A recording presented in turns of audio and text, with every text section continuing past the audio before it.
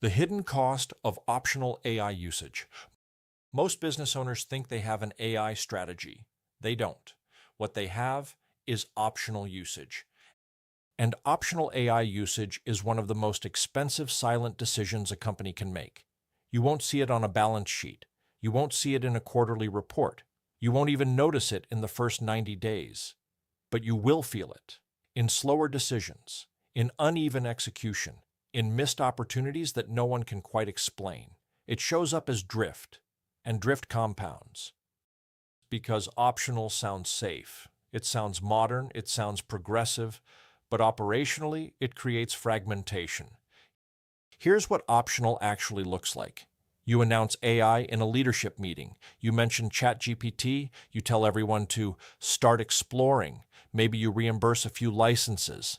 And then nothing changes structurally. There's no workflow integration, no required training, no expectations, no accountability. So AI becomes a side project, and side projects do not transform companies.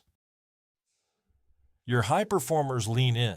They use AI to draft proposals faster, to analyze spreadsheets in minutes instead of hours, to clean up customer emails, to refine marketing copy, to outline SOPs. Quietly, they become 20 to 30% more productive, but no one standardizes it.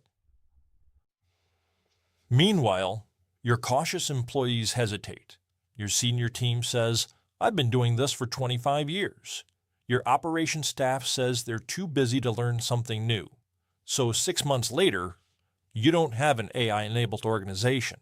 You have two companies inside one company. Two sales managers submit proposals on the same day. One used AI to analyze the client's industry trends, refine positioning, anticipate objections, and tighten language. The other wrote it manually between meetings. Both are competent. Only one looks strategic. Multiply that across hiring, marketing, pricing, vendor negotiations, internal reporting. You don't just get speed differences, you get thinking differences. One group operating at 2026 speed, one group operating at 2018 speed, and that gap compounds. High performers begin to wonder why others are slower. Average performers begin to feel pressure they don't understand. Resistant employees quietly defend the old way, and leadership tells itself everything is fine because revenue hasn't dipped yet. But internally, the standard is fragmenting, and fragmentation always precedes decline. Let's talk about what that really costs. If AI saves just 3 hours per employee per week, in a 20-person company, that's 60 hours weekly. That's more than a full-time employee. Every single week, that's 3,000 plus hours per year. If your average fully loaded employee cost is $75,000 per year, you're looking at well over $100,000 in recoverable capacity, not by hiring, not by cutting, not by restructuring, by standardizing augmentation, and most companies are leaving it unused. But here's the part leaders miss. The cost isn't just the saved hours, it's the uneven acceleration.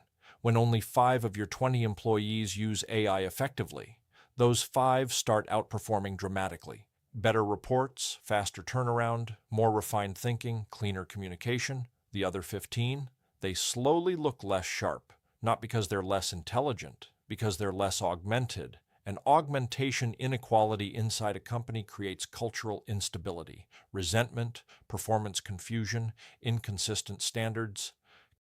Customers begin to notice. Some proposals feel polished and strategic. Others feel manual and dated. Some emails feel crisp and thoughtful. Others feel rushed. Inconsistent output destroys trust at scale, and scale is where margin lives.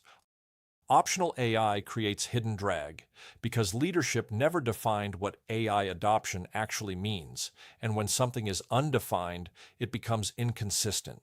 And inconsistent systems destroy margin. Now here's the strategic layer. AI is not a tool category anymore, it's infrastructure. 5 years from now, no executive will say, "We moved too quickly on AI." But many will quietly admit, "We waited too long." And the painful part? The companies that hesitated won't fail dramatically. They'll erode gradually. They'll lose deals they almost won. They'll hire slower. They'll price less confidently. They'll execute just slightly behind the leaders. And in competitive markets, slightly behind compounds into irrelevant. We don't make cybersecurity optional. We don't make accounting optional. We don't make CRM usage optional because infrastructure must be standardized. AI now belongs in that category. Companies that win over the next 5 years will not be the ones who experimented with AI. They will be the ones who operationalized it. That means approved tools, defined data policies, required AI-assisted workflows, minimum competency standards, ongoing refinement, not to control people, but to protect performance. Because here's the truth, most leaders don't want to say out loud. If AI usage in your company is random, that randomness is your responsibility. Culture follows clarity. If AI adoption is inconsistent, it's because expectations are inconsistent. If output quality varies, it's because standards vary. If performance is uneven, it's because leadership tolerated optional infrastructure. That's uncomfortable, but it's true. Right now, most companies are clear about revenue targets, clear about expense control, clear about sales quotas, but completely unclear about AI expectations. That is a strategic blind spot. Optional AI feels safe. Operational AI wins markets. So here's the real question. Are you building an AI-augmented organization, or are you managing a collection of individuals experimenting on their own? One creates leverage, the other creates chaos. The market will not reward optional infrastructure. It will reward operational clarity, and the leaders who decide early will not need to catch up later.